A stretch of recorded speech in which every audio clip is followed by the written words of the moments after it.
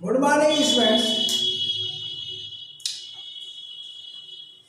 Parts of sentence के अंतर्गत अभी तक आप 10 क्लासेस ले चुके हैं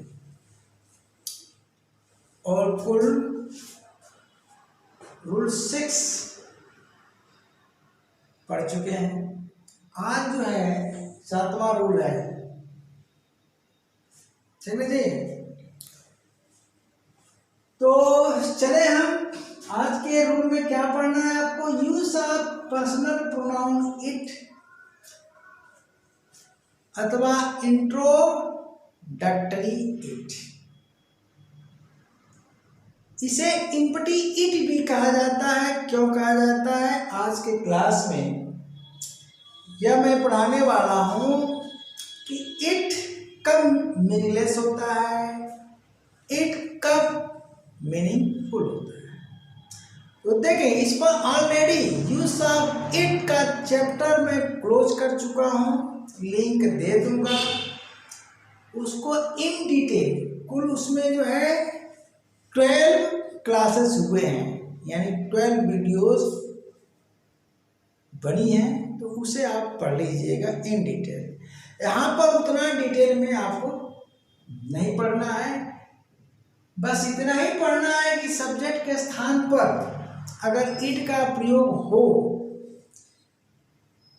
तो किन परिस्थिति में वह पर्सनल प्रोनाउन है और किन परिस्थितियों में इम्पर्सनल प्रोनाउन है। तो आप शुरू करते हैं। देखिए, अगर सब्जेक्ट के स्थान पर इट का प्रयोग होता है, किसका भाई? इट का, तो दो तरीके से होता है। हम यहां लिख देते हैं सब्जेक्ट इट। कहा लिख देते हैं भैया? Subject it. तो इट का जो प्रयोग है दो तरीके से होगा। एक तरीका है use as a personal pronoun. Personal pronoun, अगर आप पर्सनल प्रोनाउन के रूप में इसका प्रयोग करते हो तो यह मीनिंगफुल होगा। क्या होगा? यह क्या हो जाएगा? मीनिंगफुल हो जाएगा। चलिए, अगर यह मीनिंगफुल होता है तो इसके कितने अर्थ होते हैं, ध्यान दीजिएगा। यह अगर मीनिंगफुल होता है तो कितने अर्थ होते हैं। तो चलिए, मीनिंगफुल होगा तो इसका अर्थ होगा, देखिए, इट इक्वल टू यह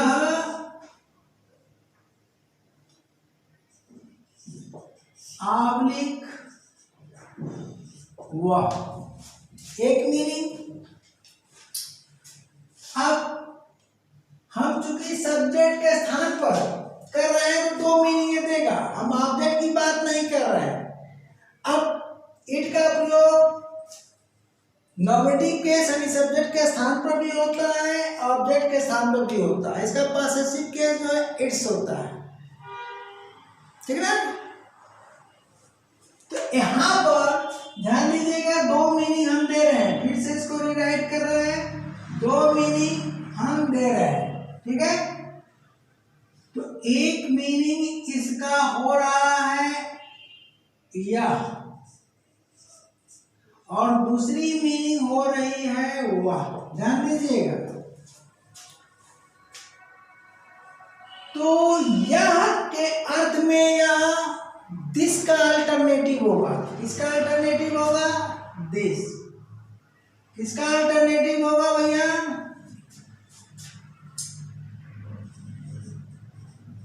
अल्टरनेटिव आ रहा है जी, ऑफ दिस। यह दिस का अल्टरनेटिव हो जाएगा।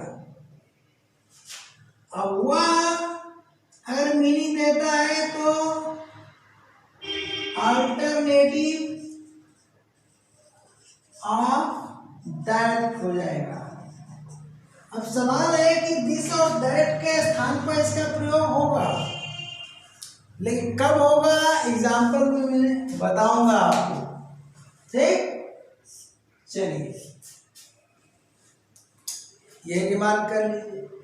अब ईट का प्रयोग सब्जेक्ट के स्थान पर use as an impersonal pronoun. क्या है? Impersonal pronoun. जब यह कैसे, हाँ यहाँ छूट गया अल्टरनेटिव, चलिए नीचे वाले में ठीक है। हाँ, इम्पर्सनल प्रोनाउन, तो दूसरा प्रयोग है इम्पर्सनल प्रोनाउन के रूप में इनका प्रयोग हम सब्जेक्ट के स्थान पर करते हैं, तो यह हो जाता है मीनिंगलेस। क्या हो जाता है? मीनिंगलेस। ठीक, यही आपको इस क्लास में पढ़ना है। ठीक, इसके लिए इन डिटेल आप प्रोनाउन के चैप्टर में जाएंगे, पर्सनल प्रोनाउन खोलेंगे और वहाँ पर सारी केसेस पढ़ लेंगे। फिर भी चूंकि मैंने वादा ये भी किया कि इनका यह और वह वाला मीनिंग में बताऊंगा, तो इसको पहले मैं बता दे रहा हूँ, फिर इम्पर्सनल प्रोनाउन की बात करूंगा। ठीक है, तो देखिए एग्जाम्पल से ही समझेंगे, अब इसमें स्ट्रक्चर की जरूरत नहीं है। ठीक है, हाँ एक चीज और यहाँ पर हिंट कर दे रहा हूं, इसका प्रयोग आप करोगे मीनिंगफुल में तो ये आपका कहाँ जाएगा? सब पार्ट ऑफ सेंटेंस रूल 1 में चला जाएगा, सिंगल वर्ड यानी रूल 1 में इसका आप प्रयोग करोगे। और इसका अगर आप प्रयोग करते हो तो कहाँ पर कर रहे हो?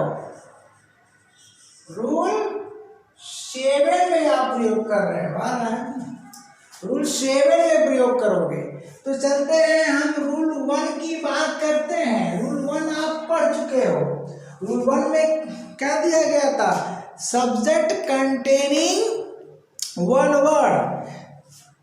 मैं चर्चा शुरू से करते आ रहा हूँ, काफी इसको रिपीट भी किया कई क्लास में। जब सिंगल वर्ड होता है तो वह वर्ड क्या होता है? नाउन, प्रोनाउन, इन्फिनेटिव अथवा जेंडर होता है। तो यह प्रोनाउन है। क्या है भैया? प्रोनाउन है। तो कुछ एग्जांपल दे करके मैं रूल 1 में इसको क्लियर कर देता हूँ। चलिए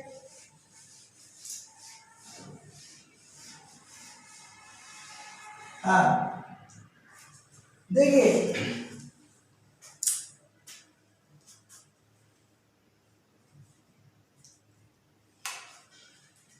सबसे पहले आप दिस और दैट का प्रयोग समझेंगे।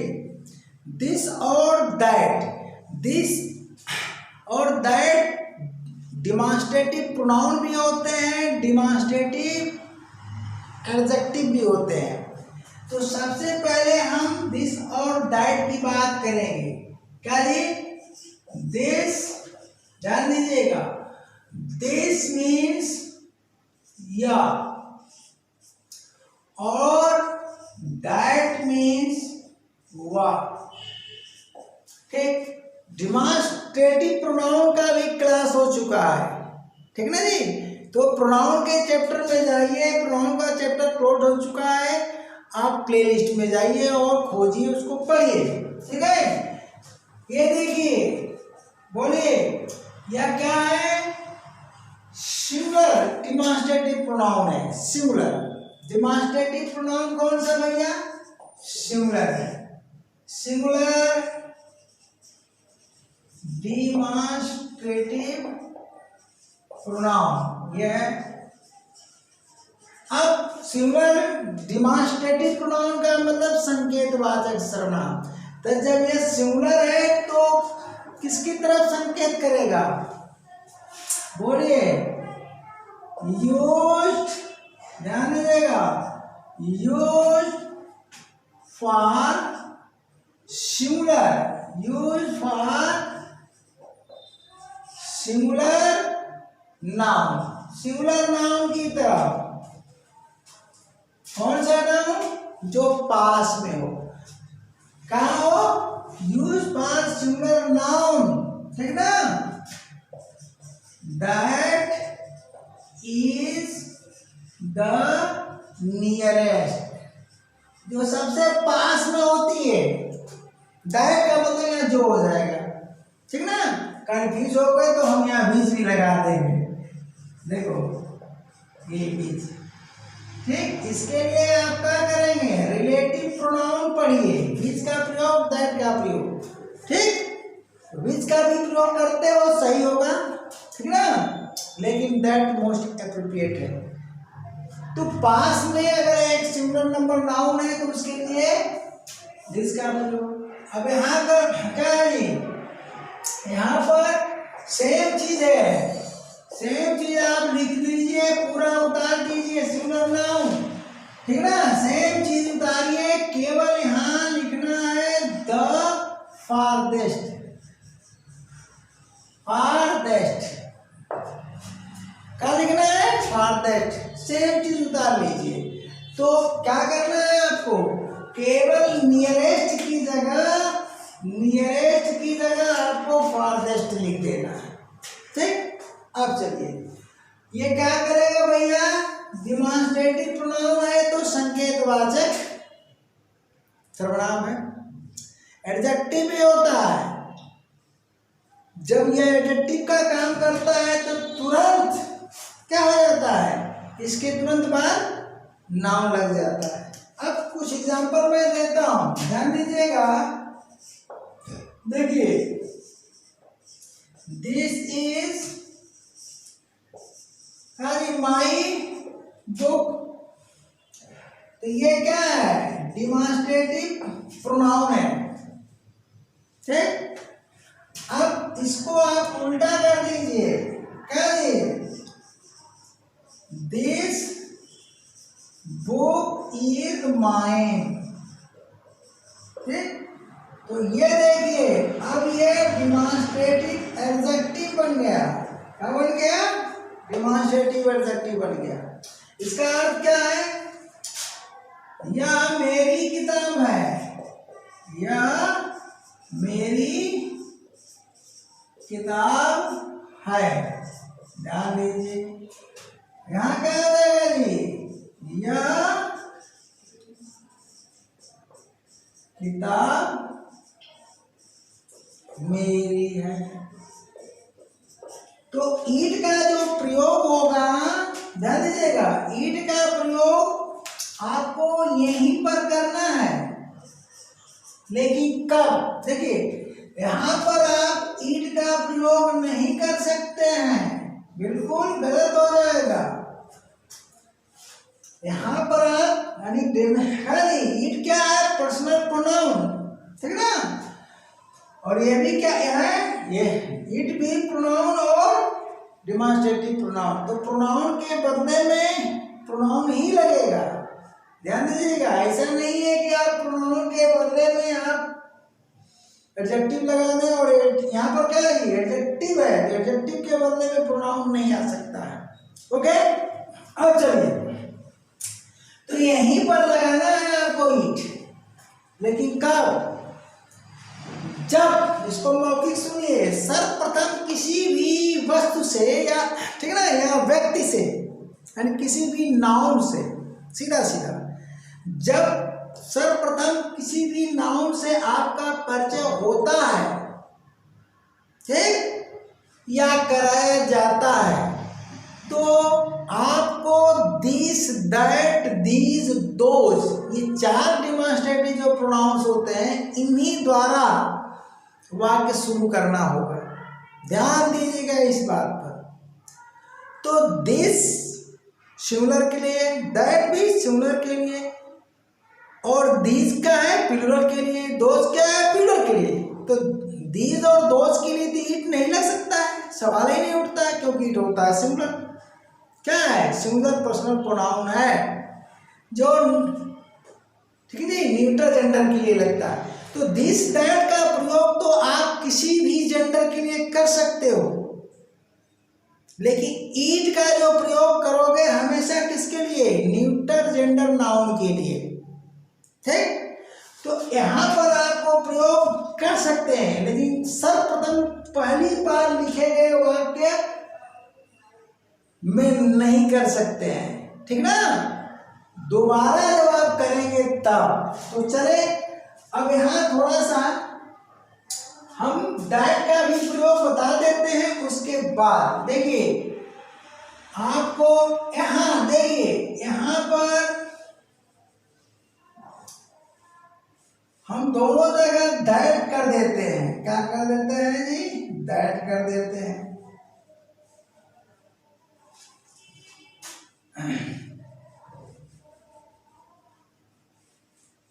चलिए भाई, अब यहां पर मैंने कर दिया दैट।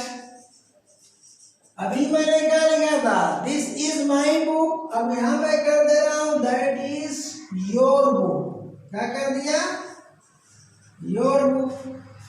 तो क्या कर दिया, यहां वह कर दिया और यहां क्या कर दिया भैया, तुम्हारी कर दिया। ओके, यहां क्या कर दिया, तुम्हारी कर दिया।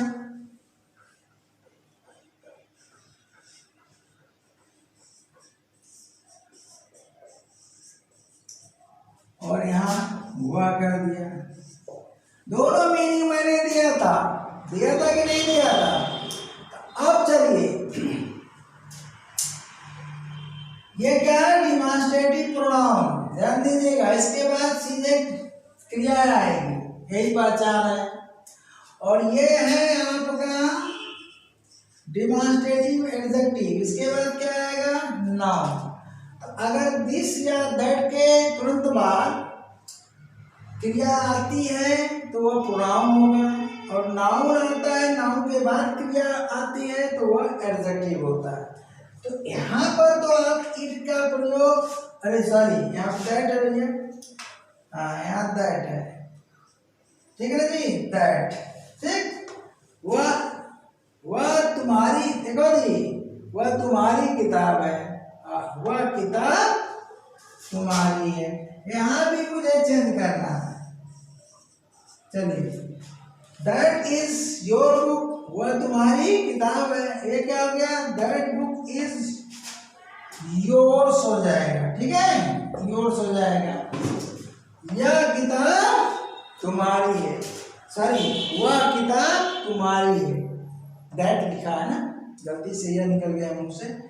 वह किताब तुम्हारी। ओके, अब देखिए यहाँ पर इसको आप इट से कभी भी रिप्लेस नहीं कर सकते हैं, लेकिन इसे आप रिप्लेस कर सकते हैं। कब, पहली बार अगर वाक्य होता है, आता है, इंट्रोडक्शन होता है तो आप दैट का प्रयोग करोगे, और दूसरी बार अगर इंट्रोडक्शन के बाद सेंटेंस रिपीट किया जाता है उसी नाउन के लिए, ठीक ना, तो आप इट का प्रयोग करोगे। अब इसका एग्जांपल मैं दे दे रहा हूं, ठीक है।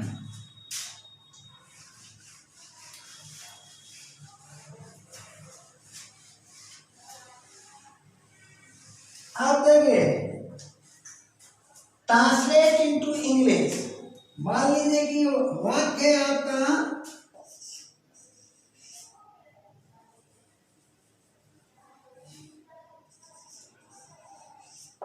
यह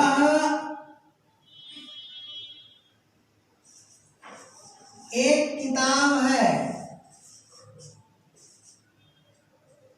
ध्यान दीजिएगा, यह एक किताब है।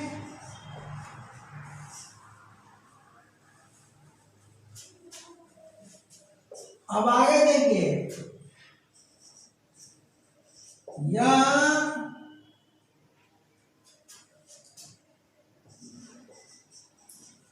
ज्ञानवर्धक है, यह ज्ञानवर्धक है। ट्रांसलेशन आपको करना है, यह ट्रांसलेशन आपको करना है। 2 बार यह आ रहा है। देखिए, यह एक किताब है, यह का प्रयोग किसके लिए? इस नाउन के लिए। और दूसरे वाक्य में वाक्य कंटिन्यू होना चाहिए सीरीज में, नीचे ऊपर नहीं, यहां नहीं होना चाहिए, नहीं तो अर्थ का अनर्थ हो जाएगा। तो क्या हुआ भैया? ठीक है, इस यह का भी प्रयोग इसी के लिए हुआ। यह एक किताब है, यह ज्ञान वर्धक है, तो दोनों यह का प्रयोग इस किताब के लिए हो रहा है। यहाँ पर दिस और इट का अंतर आप समझ लीजिए बढ़िया से। तो यह इंट्रोडक्शन है, कहा जा रहा है कि यह एक किताब है, तो इसका जो ट्रांसलेशन होगा, दिस इज अ बुक होगा। ध्यान दीजिए, फुल स्टॉप हो गया। अब दोबारा यह के लिए अगर आप दिस का प्रयोग करते हो, दिस का प्रयोग, तो यहां पर आप गलत जा रहे हो। ठीक, अब क्या करना है आपको? यहां पर इट का प्रयोग करना है। क्या करना है? इट का। तो इट इज करिए इंफॉर्मेटिव,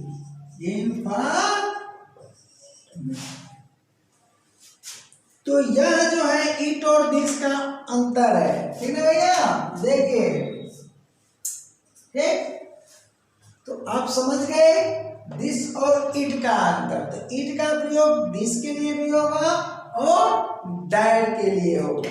चलिए, अब अगला सेंटेंस मैं देता हूं आपको। ठीक है भैया, इसको मिटा देता हूं, इसकी कोई जरूरत नहीं है।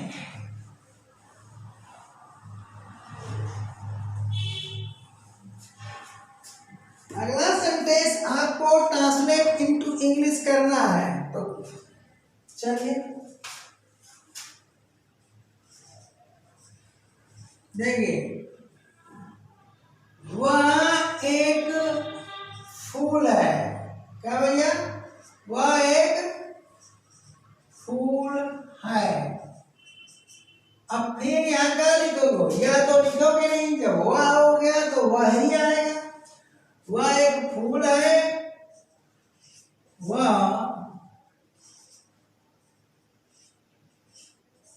बहुत प्यारा है, बहुत प्यारा है। ये देखिए,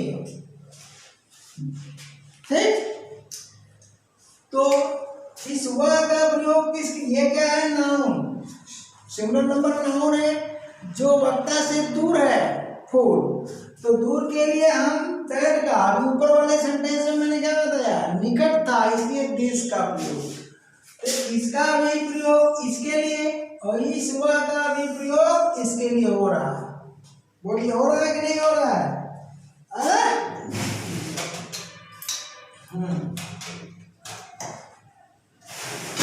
चलिए,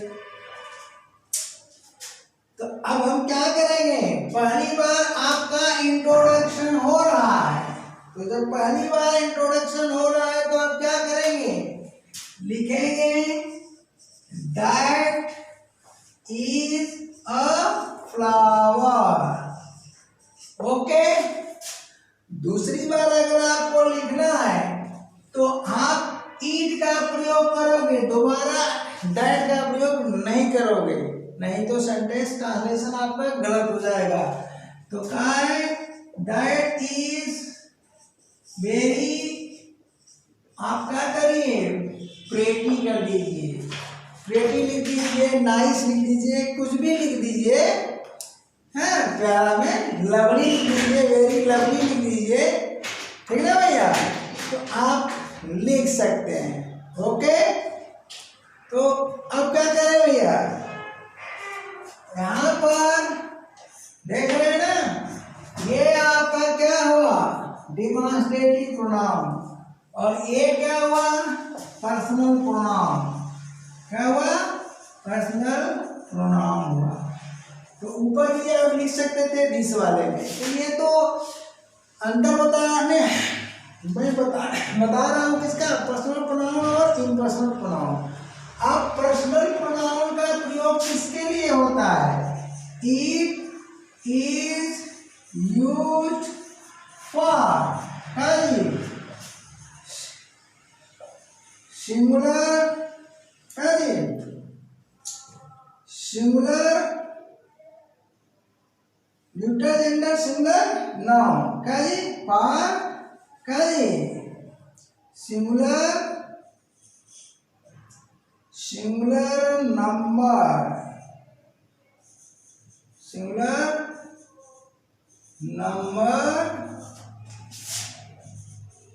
सिंगुलर नंबर न्यूट्रल, ठीक है जी, न्यूट्रल जेंडर नाउन काम कर रहा है।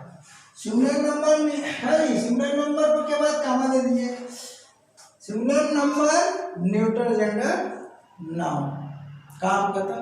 अब चलिए पर्सनल प्रोनाउन का प्रयोग तो आप न्यूट्रल जेंडर के लिए कर रहे हो, मीनिंगफुल। अब इम्पर्सनल प्रोनाउन का प्रयोग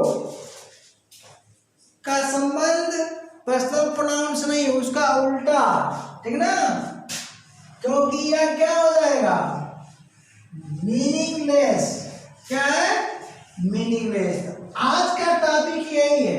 ये अब तक तो जो आप पढ़े हो वो पर्सनल प्रोनाउन के रूप में आप पढ़े हैं। आज का टॉपिक क्या है? Impersonal pronoun. तो इम्पर्सनल प्रोनाउन जो है होता है मीनिंगलेस। क्या होता है भैया? मीनिंगलेस। आप चलिए, तो जब यह मीनिंगलेस होता है तो जानते हैं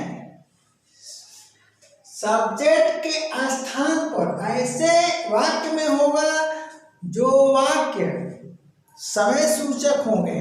क्या होंगे? समय सूचक होंगे या रीति सूचक होंगे या मौसम सूचक होंगे, ठीक ना जी। तो इसका प्रयोग देखिए, इम्पर्सनल प्रोनाउन का प्रयोग कहाँ होता है? इट इज यूज्ड, ठीक ना, as a subject. It is used as a subject. इसका प्रयोग सब्जेक्ट के रूप में होता है। जो कमजोर बच्चे हैं उनके लिए हिंदी भी बोल दे रहा हूँ। इट इज, यह गनीमत है, हमको हंसी आ रही है, गनीमत है कि बिल्कुल इंग्लिश टू इंग्लिश नहीं पढ़ा रहा हूँ, ठीक ना, क्योंकि इंग्लिश टू इंग्लिश 80% तो इंग्लिश टू इंग्लिश ही चलता है। चलिए, it is used as a subject, ठीक ना, इन द सेंटेंस। ध्यान दीजिएगा, इन द सेंटेंस, ठीक ना जी, इन द सेंटेंस। यहां पर शोविंग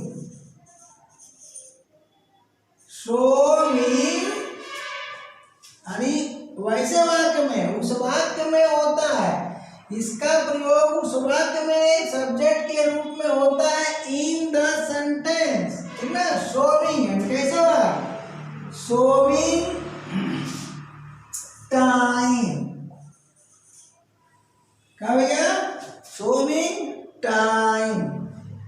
अब आगे सीजन, आगे वेदर।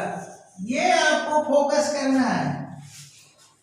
यानी ऐसे वाक्य में जो समय सूचक हो, ऋतु सूचक हो या मौसम सूचक हो, वहां पर इसका प्रयोग किया जाता है। तो फिर बताइए, वाक्य का रियल सब्जेक्ट कहाँ होगा? तो मुद्दे पर आते हैं भाई। ऐसे वाक्यों में देखिए, ये जो टाइम है, ध्यान दीजिएगा, टाइम, सीजन, वेदर को व्यक्त करने वाला जो क्या नाउन होगा प्रेडिकेट पार्ट में यूज होगा। ये क्या है भैया, क्या एक के लिए लिख रहा हूं, टाइम जो होगा वो क्या होगा,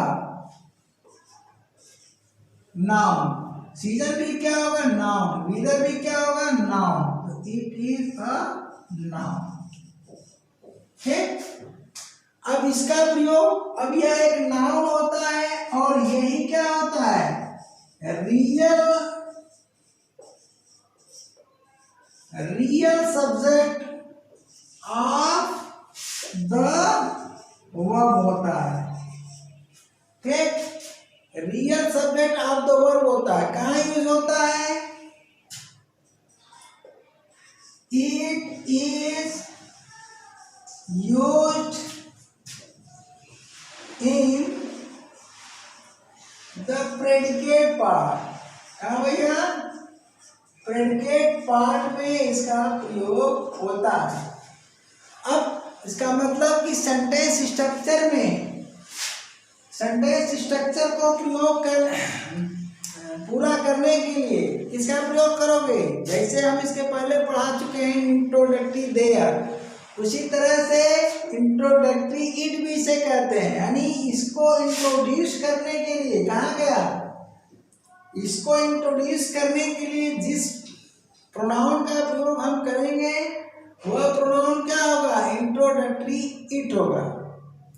और चूंकि वो न्यूट्रल जेंडर के लिए नहीं प्रयुक्त हो रहा है, यानी पर्सनल प्रोनाउन का फंक्शन नहीं दे रहा है, इसलिए उसे इम्पर्सनल प्रोनाउन कहते हैं। और चूंकि वो मीनिंगलेस होता है, इसलिए इसे क्या कहते हैं, इम्पटी इट भी कहते हैं। ये है, ठीक है।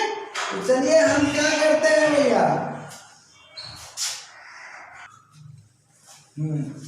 तो चलिए आगे बढ़ते हैं। तो अब आपको क्या पढ़ना है, आज का क्लास तो यही है ना भैया, ठीक ना, सब्जेक्ट पार्ट में। तो इसे मैं मिटाता हूँ, आपको समझाता हूँ।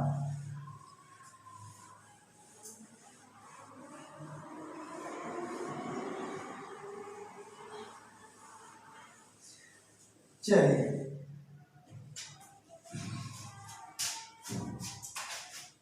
यह है आपका सेंटेंस। क्या भैया, यह आपका सेंटेंस है। सेंटेंस की लंबाई इतनी है, ले लीजिए।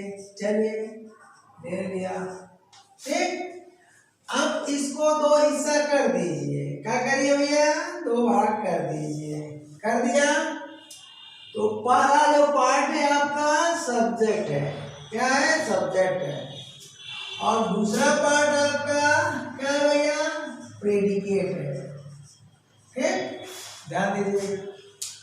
अब देखिए, प्रेडिकेट आप नहीं पढ़ रहे हो, लेकिन इसका प्रेडिकेट से संबंध है, क्योंकि यहाँ पार्ट हमें करना पड़ेगा। अब देखो, अब इसमें जो है हम क्या करते हैं, यहाँ पर वर्ब कर देते हैं। क्या कर देते हैं, वर्ब कर दिया। ठीक है, वर्ब कर दिया।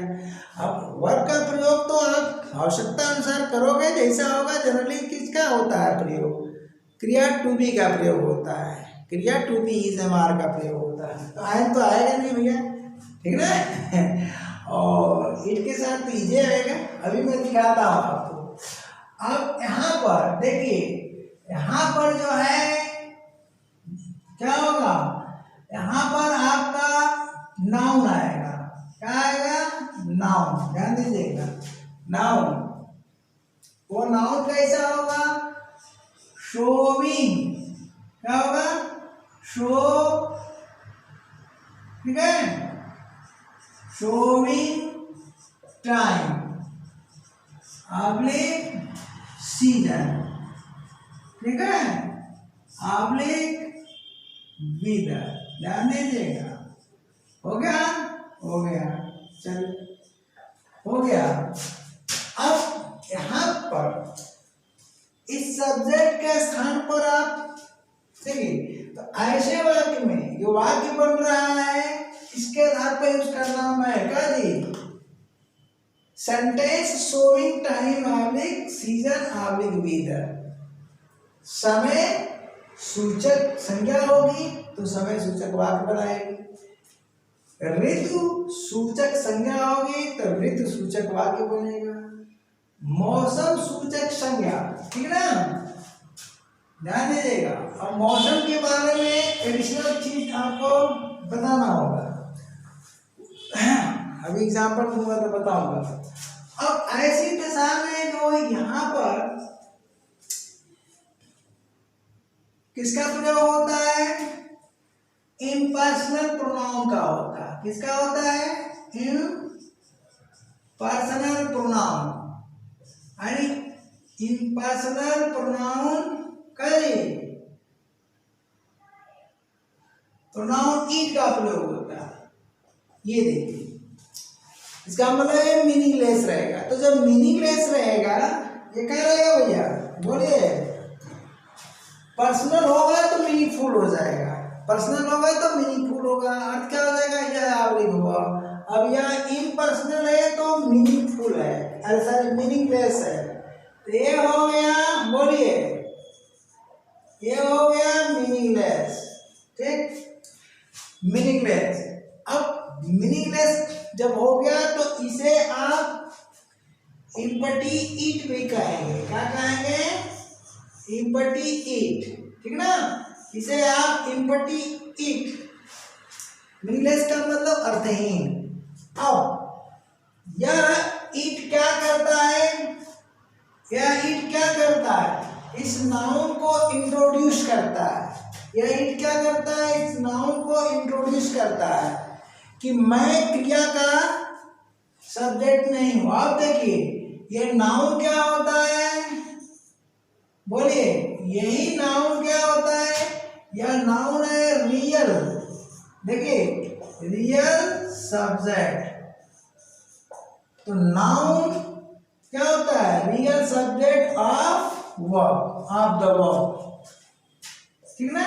अगर हम सेंटेंस पूरा लिखना चाहें तो नाउन इज कर देते हैं, यहाँ सेंटेंस बन गया, noun is real subject of the verb. यह नाउन ही रियल सब्जेक्ट होगा।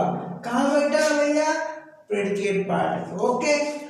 अब यह इसको इंट्रोड्यूस करेगा, क्या करेगा, इंट्रोड्यूस, इसलिए इसका नाम, अगला जो नेक्स्ट नेम है उसे कहते हैं क्या, इंट्रोडक्टरी, इंट्रोडक्टरी ईट भी कहा जाता है। क्या कहा जाता है, इंट्रोडक्टरी ईट भी कहा जाता है, ओके। तो अब चलिए, इसको मैं क्या करता हूँ, मिटा देता हूँ इतनी चीज को, ठीक है जी। और यहाँ पर क्या जी, सर्चिंग में ज्यादातर से इंट्रोडक्टरी ईट ही मिलता है, लोग पढ़ाते हैं, इम्पटी ईट कम लोग पढ़ाते हैं, ठीक है ना जी। और इंट्रोडक्टरी ईट सब जानते हैं।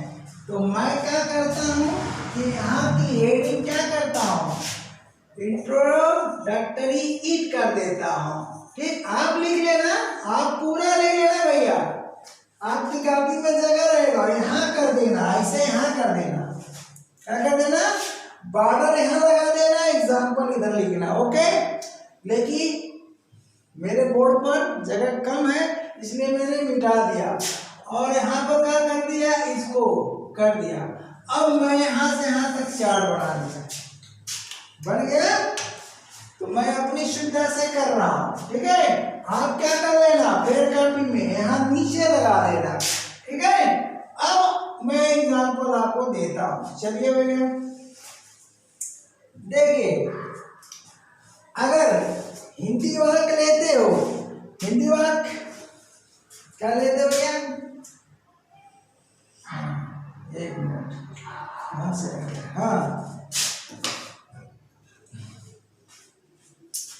हिंदी वाक्य लेते हो, देखो समय बताने वाला, तो समय तो आप घड़ी से भी बताते हो, घड़ी देखकर बताते हो कि 7 बजा है, ठीक ना जी। आओ, बिना घड़ी देखे भैया सवेरा है यानी सुबह है, शाम है, दोपहर है, रात है, ये भी समय है, दिन है।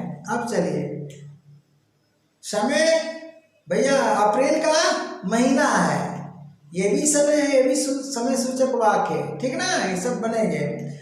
अब इसके लिए क्या करोगे आप, इन डिटेल जाओगे, कहाँ, इंट्रोडक्टरी इट का चैप्टर पूरा पढ़ जाओ। संभव नहीं है यहाँ पर मैं पूरा दे दूँ, 12 जो है वीडियोस बनी हुई है, पूरा पढ़ जाएंगे, ठीक है।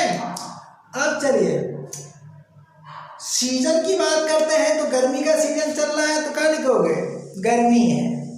क्या है, गर्मी है। गर्मी है जब कहोगे इसका मतलब कि गर्मी का महीना है, यानी सीजन हो गया। अब चलो, अगर आप कहते हो कि आज बड़ी गर्मी है, तो इसका मतलब आज का मौसम बहुत बड़ा गर्म है, तो क्या हो जाएगा, इट इज हॉट टुडे हो जाएगा। अब मैं इस सब वाक्यों को लिखता हूँ, चलिए, ठीक है जी।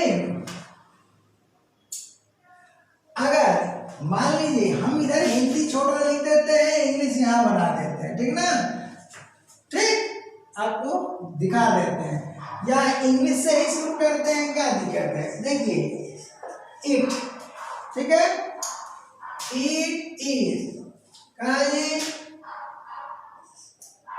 7 o'clock। देखिए 7 o'clock, तो आपको नहीं समझ में आ रहा, ये जो 7 o'clock जो है ना, यही है क्या, समय सूचक संज्ञा, ठीक। अर्थ क्या हुआ भैया, अर्थ क्या है, 7 बजा है, क्या है, 7 बजा है। बोलिए समय सूचक वाक्य बना कि नहीं बना, बना। अब इस तरह से घड़ी देखना आपको आता है, ठीक है जी, उसमें कम के लिए 2 का प्रयोग और बचकर के लिए 5 का भी प्रयोग होता है, तो वीडियो थोड़ा कष्ट करके देख लें। अब चलिए, मैं अगर लिख देता हूँ, अगर मैं लिख देता हूँ कि इट इज समर, ध्यान दीजिएगा, इट इज समर, तो यह, हाँ ये क्या है, ये भी नाउन है, ठीक है भैया।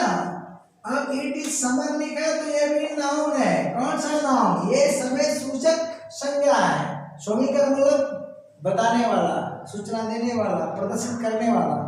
तो अब ये क्या भैया, ऋतु है, तो क्या भैया, क्या जी, गर्मी है। अब गर्मी है का मतलब आज गर्मी नहीं है, बल्कि गर्मी की ऋतु है। अब इसको देखिए, मैं और क्लियर कर दे रहा हूँ, ठीक है जी। यहाँ पर अगर आप लिखते हो इट इज द, तब लग जाएगा, यहाँ पर द नहीं लग रहा है, ठीक है ना, आर्टिकल का चैप्टर आपको पढ़ना पड़ेगा। इट इज द, क्या जी, summer season, it is the summer season. जब सीजन शब्द का हम प्रयोग करेंगे तो क्या हो जाएगा, द लगेगा, ठीक है ना भैया।